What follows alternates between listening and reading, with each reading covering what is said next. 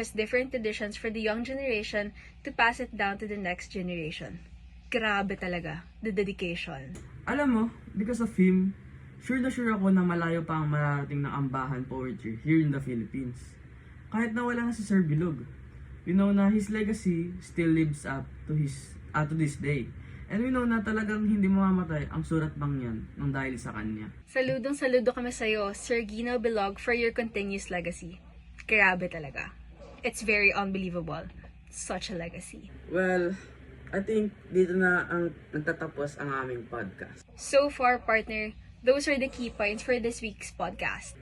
Lagi niyong tatandaan, kids and Filipinos, we wish for our culture and tradition to flourish.